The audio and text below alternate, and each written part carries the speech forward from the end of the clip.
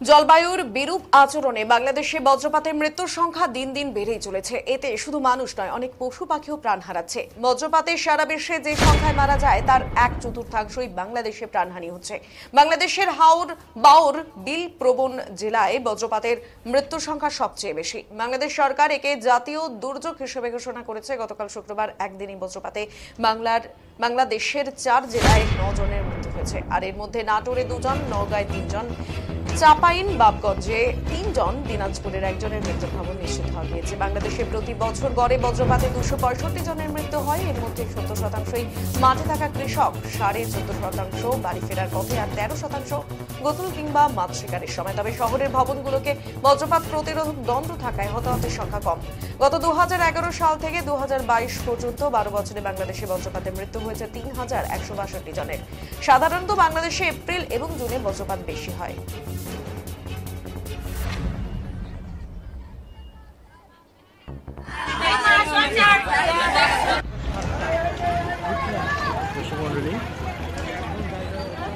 সাতজনের ভিতর একজনকে অলরেডি নিয়ে আসছে।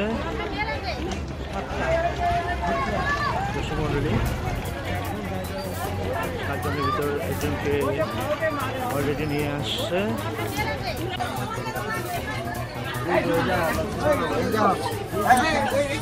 মানে বজ্রপাতের কারণে সারা দেশেই প্রায় অনেক মানুষ মরে বছর, যেখানে যেখানে বজ্রপাত হয়।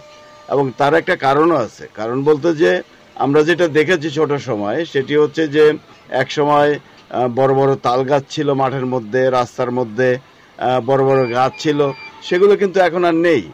না থাকার কারণে যেটি হয়েছে সেটা হচ্ছে যে যে কোনো জায়গায় বজ্রপাত হচ্ছে এবং মানুষ মারা যাচ্ছে।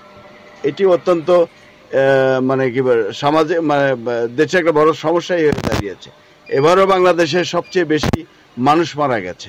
পৃথিবীর মধ্যে যত মানুষ মারা গেছে তার প্রায় 1/3 মারা গেছে আপনার বাংলাদেশে। তো এটির বিরুদ্ধে একটা ব্যবস্থা নেওয়া উচিত সরকারের পক্ষ থেকেও। এর একটি ব্যবস্থা খুব জরুরি। আরেকটি বিষয় হচ্ছে যে এক সময় আমরা দেখেছি বড় বড় উঁচুর মাটির ডিবি ছিল, সেই ডিবির মধ্যে এক ধরনের লৌহদণ্ড বা এরকম একটি দাঁড় করানো থাকতো, যেটি নাকি ব্রিটিশের সময় করা ছিল। তখন ফাঁকা মাঠের মধ্যে, মাঠের পাশে এই ধরনের বিষয় ছিল, এবং বিদ্যুৎ চমকালে সেই বিদ্যুতের আর্থিং হয়ে ওটি মাটির মধ্যে চলে যেত বলেই আমরা শুনেছি। সেই ব্যবস্থাটিও এখন নেই। সার্বিকভাবে দেশে বৃক্ষ উজাড়, দেশে মানে বৃক্ষের অব্যবস্থাপনার ফলেই মূলত বজ্রপাতে মানুষ মারা যাচ্ছে। করণীয় কি সরকারের পক্ষ থেকে বা সাধারণ মানুষের পক্ষ থেকে, কি করণীয়, বাঁচার উপায় কি? সাধারণ মানুষের পক্ষ থেকে যেটি করণীয়, কিছু কিছু সাজেশন তো সরকার দিচ্ছে বিভিন্নভাবে, সেটি মেনে চলা। আর দ্বিতীয়ত হচ্ছে সরকারের উচিত এটির একটি স্থায়ী সমাধানের দিকে যাওয়া। সেটি গাছ লাগিয়ে হোক বা কোনো মেটালিক আর্থিংয়ের মাধ্যমেই হোক, যে কোনো ব্যাপারেই একটা সলিউশন খুব জরুরি।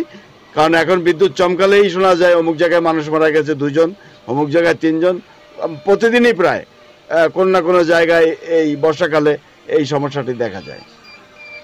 মানে